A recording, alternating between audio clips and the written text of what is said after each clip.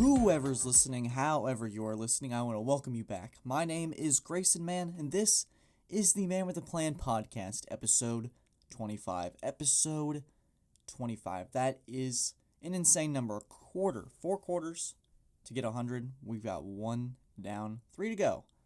But so much more in the future. I'm so excited for what's to come. This is a celebration of how far we've come as a podcast. If you go back to episode 1, you will probably hear the muffle in the background, just the awful backdrop noise. Me super nervous, not as confident. Today, I just want to be here to thank you guys. So much has happened, so much has progressed over the last 6 months. To think we started April 21st, 2021, I think was the launch of the first episode, which is crazy, because that's today. Wait, hold on, I'm going to check that. Yeah, it is today. That's actually honestly insane during quarantine, where I thought it'd be a fun idea to make a podcast, and I ended up dropping it because I was not very confident in it. I didn't think the first episode was very reflective of what I could do. It's more of a news segment than what I wanted to be, what I wanted to do. My expectations versus my reality meme kind of was a slap to the face there, so I kind of just stopped. And then around November, I came back for 2 months, and I was like, alright, what am I going to do for 2 months? It's going to keep me busy so I can not be so sad about missing out. College was super fun, all my great friends. Shout out to the group. You guys know who you are. You guys are fantastic. Also about to get thanked in a little bit. But 25 episodes down, so much has happened. I've grown so much as a person, as a podcaster, my craft. Originally, I just wanted to do this to build my resume so I could do something for Clemson. Maybe they'll see and recognize it. But now it's just something I do for fun. It's something I have basically as a hobby, doing what I love, talking about sports, putting out an outlet for you guys to listen to. And you guys seem to have really liked it so far. And wherever it takes us is wherever it takes us. I just want to start by thinking of a few people. My parents being super supportive. 25 episodes down. Probably just the overwhelming support that you guys continue to give. My mom texting me, make sure you do this, make sure you do that. All the helpful advice. My dad talking to me about sports, just keeping me involved, keeping me invested. I want to thank all the interviews that we've had. I want to shout out Third Strings Podcast. Go check them out. They're on all the platforms that we are on. They do about the same stuff, but in a little more comedic way. They also do baseball heavily. I've strongly advised checking out Tigers Talk Rugby. My first on-guest interview on this podcast. They were fantastic. We talked about the Super Bowl, Kansas City versus Tampa Bay, the wrongs of Kansas City, why Tampa Bay prevailed. It was a fantastic interview. I really enjoyed it. Of course, I got to shout out Gene Avery for creating the Gene Avery Superfan of the Week. Look for that to come back when I go home for the summer, and we'll do a little update after we give a round of thanks to these people. Bob Murrow, actually, the fantastic Bob Murrow. He was such a fantastic interview, such a great guy. Took a while. It's a pretty long interview, but it was a great process. I really enjoyed what he had to say about Iowa football, his experiences, what it really meant to be a Iowa superfan. Shout out to him. I want to shout out Lynne being the absolute number one supporter of this podcast, always coming in the clutch with my support, great ideas. She's actually going to be featured in one of these questions. So, Miss Vietri, if you're listening to this, thank you so much for all you've done. I can't wait to make better content so you and so many others can enjoy it. And finally, I want to talk about Andrew Street. If you haven't checked out our latest episode, 24, me and Andrew talk about so many things: the Masters, March Madness, college basketball as a whole, college football. He's a big Georgia guy. A lot of great stuff. He was a great interview, funny guy. Maybe in the future I'll be able to meet him and give him that gold jacket for winning the tournament. All right. I have a little bit of announcement to make. This might be the last podcast that we make here. Currently, next week is the technical move-out week for Clemson, April 29th. I know it's the first day of the draft, too, which kind of stinks, so we'll have to figure that out. I don't know if I'm going to do a draft episode next week. That would be the main focus, obviously, with it being so close. I may try to cram it in, but I have finals next week, so I don't know how it's going to work. Maybe we'll have an episode coming in the future post-draft when I get back moved in home. We'll see. I'll keep you guys updated on the Instagram. That is the MWP _ Once again, that is the MWP _ Go ahead and consider giving a follow, and you'll see more things, updates in the future. Speaking of things to follow, we are on Spotify, Apple Podcasts, Google Podcasts. Consider giving those a follow, subscribe on YouTube. Over half of my listeners on YouTube are not subscribed. Imagine the damage we could do if half of those people would subscribe. It's not that hard. Click that red button if you like what you hear, and leave a comment below. Tell me what you want to see next. It's going to be a fantastic summer packed. I'm not going to be busy. I'm going to be busy with this podcast. We're going to make a lot of great episodes, a lot of great interviews, stuff that I have lined up, ready to go. You guys are in for a treat for the next 3 months. All right, so this is how this episode is going to go. Enough of the sappy, the thanks, and all the stuff. You guys are here for the sports, the content. All right, so I have 12 questions. They're in a range from March Madness, college football, NFL draft questions. You guys are really going to enjoy this. We're going to start with the March Madness questions. My first one comes from my guy, Hunter Haynes. He tells me, tell me about Johnny Juzang. He was just like, Johnny Juzang's my guy. I just want to hear you talk about him. So, Hunter, if you're listening, shout out to you, bro. I'm talking about him. Johnny Juzang led the UCLA Bruins to a Final Four appearance. And really, for me, Johnny Juzang was a guy that was always able to create shots for himself in this tournament, especially with UCLA not being the team that people were really looking for to make this sudden splash. I know my friend Ben Brown, who's actually going to be featured in this, had Michigan State as his Final Four team because he picked them previously to the matchup, and it ironically, I think, ended up helping him out. Ben, if you're listening to this, just shoot me a text if that actually ended up happening, because that's actually insane, because they went pretty far. You probably won your bracket, to be honest with you. And I think that Johnny Juzang, obviously, going to be in the NBA. He's going to be an NBA draft prospect. Got a lot of shine this year because he was the guy that everybody was really depending on. If I haven't mentioned before, averaged 23 points per game in the NCAA tournament. On the biggest stage, your guy, Johnny Juzang, came in through pretty much the clutch every single time. Unfortunately, their run was stopped by Gonzaga with the insane shot by Jalen Suggs, but Johnny Juzang still a valuable NBA player in the future. I cannot wait to see which team picks him up. All right, we're now going to go to Josh Harris. Josh, shout out to you, bro. You've been a pretty good friend, and we've talked about sports for a lot, actually, this freshman year. Your question is, what went wrong with Gonzaga in the tournament? And I have a pretty simple answer for you. They ran into the roadblock that was UCLA. Gonzaga pretty much steamrolled every single opponent that came across their way, whether it was the season or the actual postseason. I think that what happened with Gonzaga is they ran into a roadblock in UCLA, and the mental and physical toll that it took to just overcome such a team that really wasn't expected to even be in Gonzaga's way. It was like, if they beat Gonzaga, it's going to be this major upset. We're going to freak out about it for days, for years. So I think when Gonzaga ran into a team like Baylor was swarming them. They had played the competition all year. They have these guards who are crafty. They're smart. They're going to be NBA prospects. They swarmed Gonzaga. They didn't allow them to get any shots up, and they didn't want to hang with them, kind of play to their style, which Gonzaga just runs all over the court, scores a lot of points, and eventually they're just up 25 on you. Baylor said, no, we're going to play this our way. We're going to get in your face. You're going to have to make contested shots. And Gonzaga, unfortunately, was not able to do that.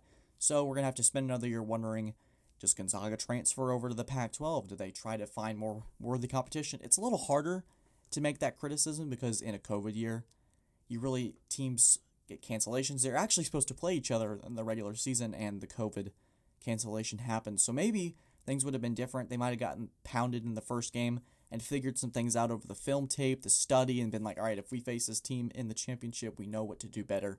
So that is why, Josh, that's what happened with Gonzaga. All right, my next question comes from Myron. Myron is a quarterback at Catawba College. He is an absolute dog. He's a beast on the football field, living out his college football dream. Myron, shout out to you, man. I need to bring you on the podcast over the summer, talk about your experience as a college football quarterback. It was an honor to play with you on the field. Your question was, the Clemson wide receiver room, is it elite? And would you rather take Justin Fields or Mac Jones? So let's talk about the Clemson wide receiver room first. In my opinion, I think Clemson's always had that one guy, T. Higgins, Mike Williams, Sammy Watkins, DeAndre Hopkins. Maybe if you could classify Hunter Renfrow in there as a guy that could always step up when times were at their worst, when they needed a jump ball, a 50-50 ball, a 3rd and 4 slant over the middle. Hunter Renfrow usually got those. And I think Clemson struggled since T. Higgins was drafted to really find that standout guy. Not to discredit what Cornell Powell did. He really stepped up his game. E.J. Williams is starting to become a truly phenomenal player. And I think for Clemson, the wide receiver room is only truly elite when they're going to have guys that can replicate what Hunter did, guys that can replicate what DeAndre Hopkins did. I think they're a solid group this year, and I think it was tough to make that assessment after the spring game. But I think that Clemson is on their way back to being that having that guy that you have to like double cover, third down, you have to look out for. I think that whichever receiver steps up is going to lead. They need a leader in that wide receiver room that can pave the way forward for DJ as they try to mend their offense back from Trevor Lawrence and Travis Etienne. How do they fill those holes? I think that's what Clemson wide receiver room's been trying to do for the last couple of years, and I think they might have found it. So we'll see how the season progresses. They got Georgia right first, so that's a test off the door. And I think that Clemson really is going to benefit from that. Win or lose, they'll still be in the playoff race because Georgia is going to have a tough schedule. It's not going to be like they lost to NC State or a lower ACC team that you're like, oh, that's going to really be a blemish on the playoff record. They could be 10-1 at the end of the regular season with a loss to maybe a SEC champion Georgia and still be able to sneak in. So that's going to be a good game not only for the season but for those guys to develop. And your other question was, would I rather take Justin Fields or Mac Jones?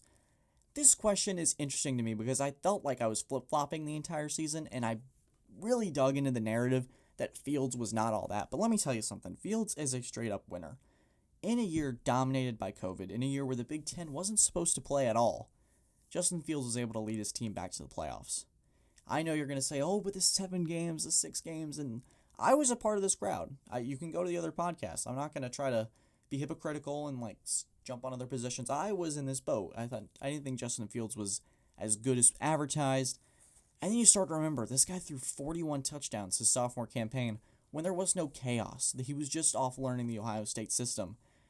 I think that we really underestimated within the 2020 season the value of practice. And this is going to come up in other questions, is that the value of practice, I think, is so valuable. Being able to develop a rhythm, having to be in that room with your guys, the film room, the study, those sessions. Each rep is so important, and I think that when Ohio State had COVID cancellation on COVID cancellation on COVID cancellation, they had to lose some of that rhythm, some of that vibe that they were able to pick up with their team. And when they had that time before the playoff game, you saw it. Fields threw 6 touchdown passes against Clemson, a team that was favored to be in the national championship against Alabama. And so I think Fields is a master of the field. I think he's very well with the ball. He's very accurate. I think that Mac Jones may be a product of his weapons. If I had to choose a bust out of the top 5 QBs in this draft, I would be very confident taking Mac Jones, especially if he's taken in the top 5. That is something that really worries me. If you're San Francisco and you're sitting there thinking Mac Jones is your guy, you're going to have a repeat of this Jimmy Garoppolo average. You're going to be really searching for answers 3 to 4 years later because he's not a guy that can elevate your team. Fields was able to put the team on his back.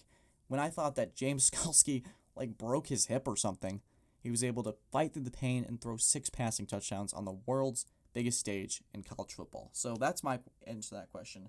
And he is involved in my next question from my guy Justin. I'm involved in a Pats group chat, and it's just honestly great. Pats Nation is a fantastic place to be. Justin asks, Fields to the Pats, and he just wants to know how do I feel and the possibility of that. And I think you have to look at how aggressive Bill Belichick has been this offseason. He has been going after tight end Jonnu Smith, going after tight end Hunter Henry. He's making moves in the wide receiver room. And all these signings, Jalen Mills, Davon Gusho, it's like, how do we interpret that into a draft process? And he said in the interview, we've really reevaluated all this. They understand that they haven't been as stellar in drafting in the last couple of years, and it's come back to bite them in a major way. So they had to make some adjustments in free agency. And now they've re-signed Cam Newton to a 1-year deal. It's not a prove-it deal or anything. It's just kind of a security blanket in my mind. They're not giving Cam Newton anything. They're not saying, if you do well again this year, you might have a 3-year contract coming up.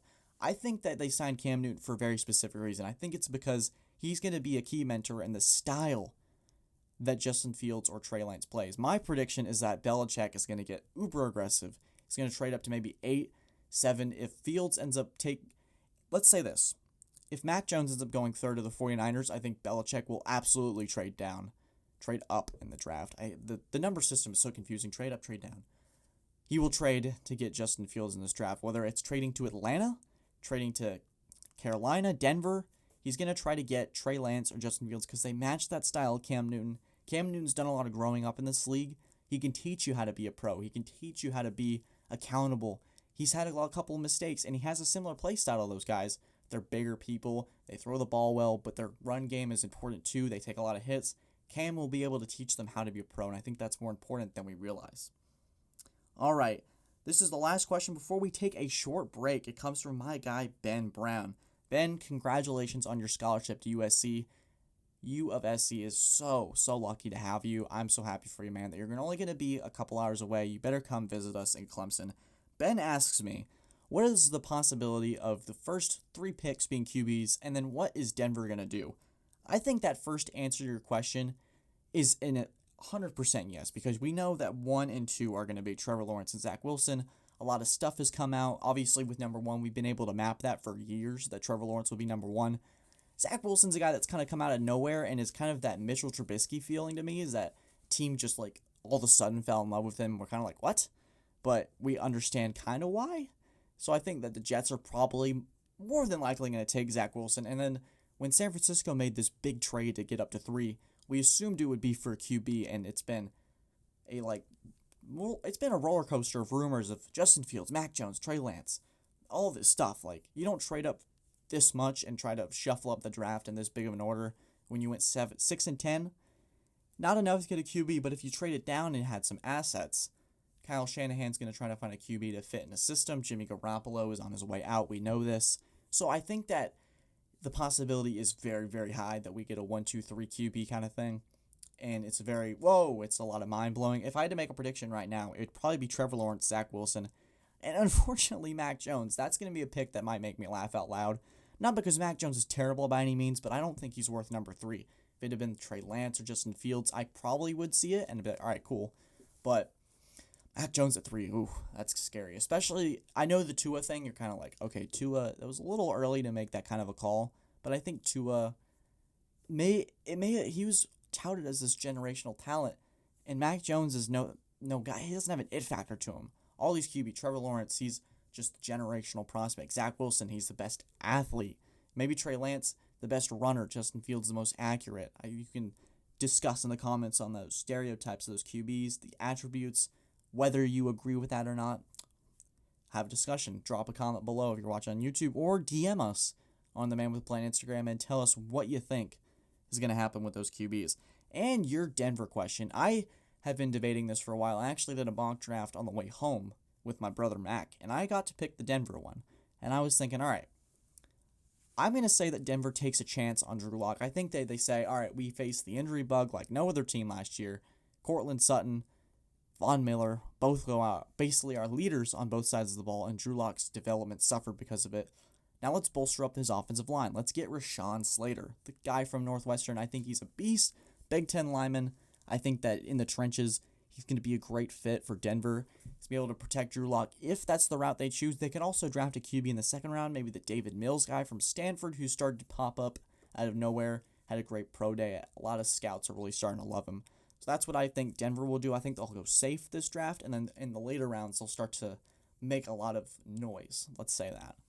All right, when we return, we're going to finish up the rest of these questions. As always, guys, thank you so much for the support. This is a celebration, and it's all about you guys who made it possible. Episode 25 of the Man with a Plan podcast. It'll be right back.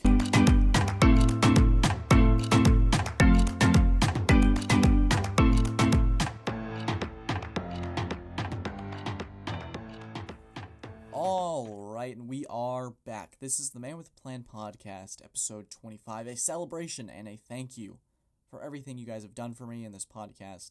Let's get right back into the questions for my guy, Josh Basil.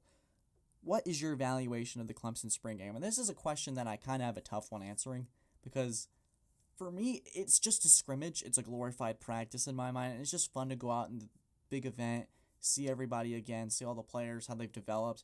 I tell you, a couple of those defensive linemen look a lot bigger than they did before.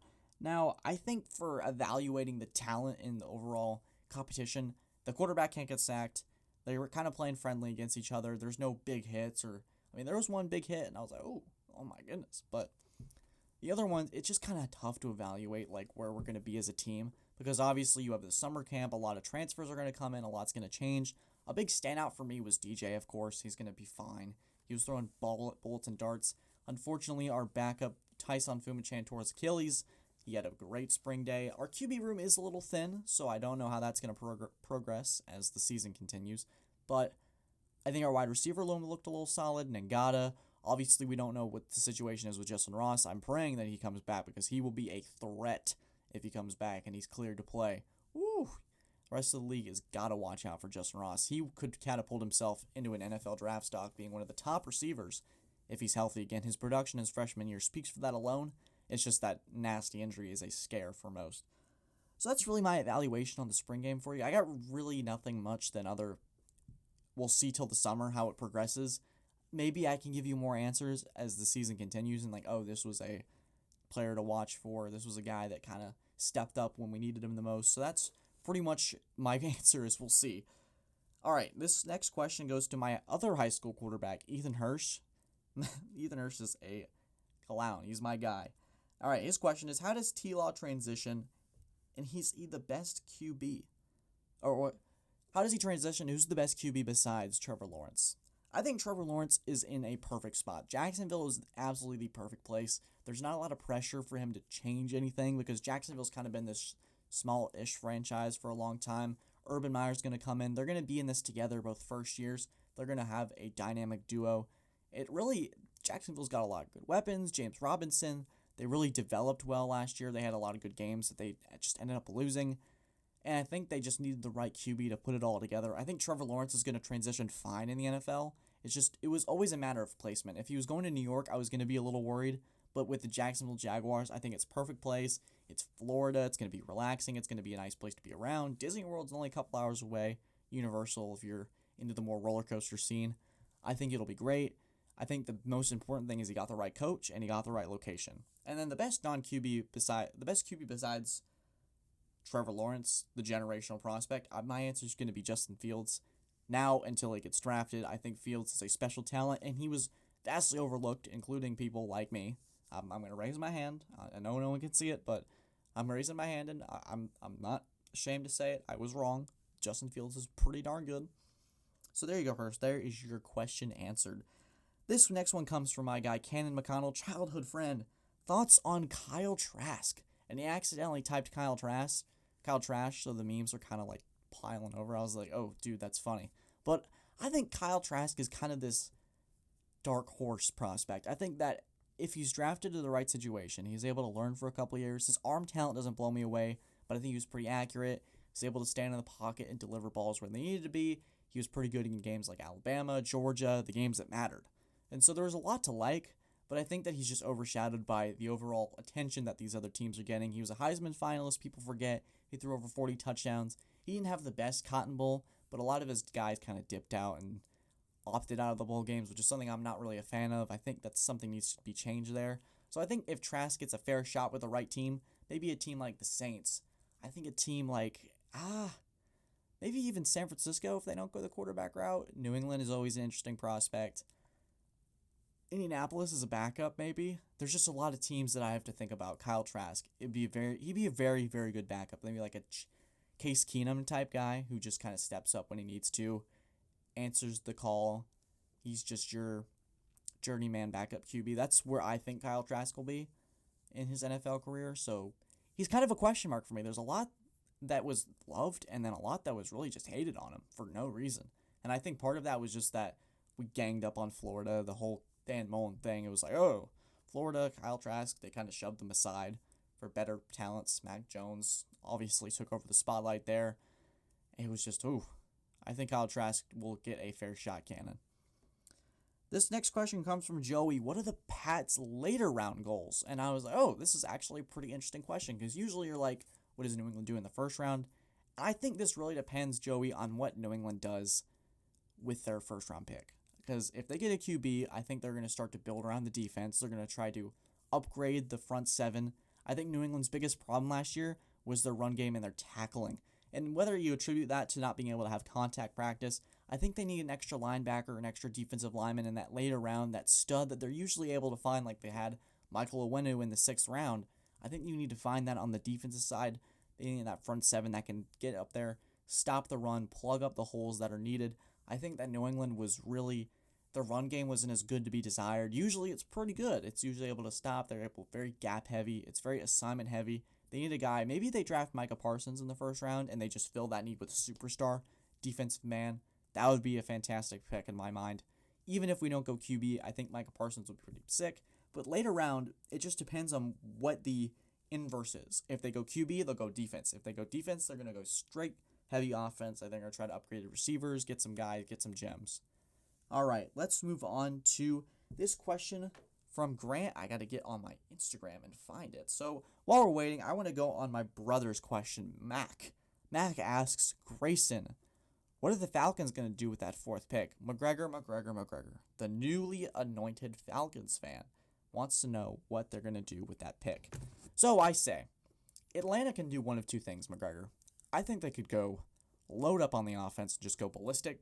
Insane. They have like a 40 points per game offense and give up 42. But I think what they need to do is trade down. I think they need to find good value in a defensive player. I think they do wonders for not going for the shiny new target in Kyle Pitts, and I think they need to be safe. They need to find a trade partner. I'm making massive hints here. They need to find a trade partner, and they need to find a team they can get a good value and have a good defensive player like a Caleb Farley, a Micah Parsons, maybe that Rousseau guy from Miami. It's Rousseau, you guys can correct me in the comments. All right, let's get to Grant's question. He's got one for me. He says, realistically, what do you see our struggles with Clemson this year? He's going to give us his. I think we're going to struggle to put the ball between the tackles, and I think there might be an issue with the multiple running backs. All right. Grant, I think I completely agree with you. That was last year's issue, and I think that being able to run between the tackles, Travis Etienne usually in games was able to burst off and have this big hole. So I think that we kind of let it slide. But in that Ohio State game, it hurt so bad. We weren't able to plug up the holes. Ohio State was able to get to Trevor Lawrence, get in his face. I think that you really, this theme of practice is going to come up again. Those reps, they're so important. Being able to build that rhythm. That goes for the offensive line as well. Being able to build that rhythm. And I think that a whole spring, a whole summer where we have no interruptions, no cancellations, the offensive line is really going to develop from studying that tape from last year, being able to get those reps against a really talented defensive line that Clemson has, and really get in the trenches, get a really solid summer practice in, so we're able to learn and develop, because I think Clemson's going to be a lot better on the offensive line than we were last year. I think our biggest weakness this year is going to be corner. Who's going to be that step up and be the new CB2? Obviously, the issue with Darion Kendrick happened. He was dismissed from the team. Andrew Booth's going to be a fantastic corner one. But who's going to be corner two? Who's going to help us in that secondary? Who's going to step up and make sure that Clemson's not going to get torched like we did last year against Ohio State? That is certainly a problem that creeped up on us. I think a lot of things Clemson's got to look out for is something that if they see something early in the year, they can't let it slide against a team that you eventually end up blowing out 42-10. I think the Syracuse game was a great example of that, the Boston College game. I think our passing defense was pretty weak last year, and I think we kind of let it creep up on us until a team that was actually pretty good, and at that point it was too late. We couldn't win a shootout without our offensive coordinator, Tony Elliott. So, Grant, my answer to you is, yeah, I think that our secondary is our weakest part of our team. All right, this final question, again, thank you guys who submitted your questions. I'm going to try my best to leave timestamps below, at least like where your question starts, and then I'll figure it out from there. This question comes from Lynne Vietri. If you haven't checked out her interview, go ahead and do that. It's fantastic. Her question is, what is your favorite sports experience of all time? And I easily, 100% of the time, go 2016 to 2017, Clemson Tigers, Tampa Bay. 35-31, the Hunter Renfrow catch that put Clemson back on the mountain. That experience was absolutely insane. There's a couple great stories. I got beer spilled on me. I got called an 11-year-old, even though I was 15, so I had to kind of cough, clear my throat, so I went voice crack, and I was like, I'm 15. Don't call me 11 years old. And I met some great guys. We had a great group all around us. We had no Alabama fans around us, fortunately, which was pretty nice. I was thinking we were going to lose early on. Deshaun Watson came in clutch. It was such a great game, one of the greatest football games I've ever been to, not to be topped by another sports experience where we went to Boston, Houston Texans, New England Patriots. Ironically, Deshaun Watson, his rookie year, gave Belichick some fits, and Tom Brady was able to come up in the clutch, throw a touchdown to Brandon Cooks. Those are my two favorite sports moments. And then if I had a top three, it would be Tampa Bay, San Francisco with the other national championship, 44-16, Trevor Lawrence's coming out party, and then the New England game. All right, those were our questions. This was our celebratory episode 25. Here is to more episodes, more success in the future. All thanks to you guys. Guys, there are no words, and as always, I just want to thank you for the support that you continue to pour onto this podcast. It is absolutely insane. This summer is going to be a treat. 3 months, I'm going to work so hard for you guys, continue to make better content, put more stuff out. You're going to have training camps, the draft. There's so much that's going to be able to talk about. Interviews that are coming up that you won't expect.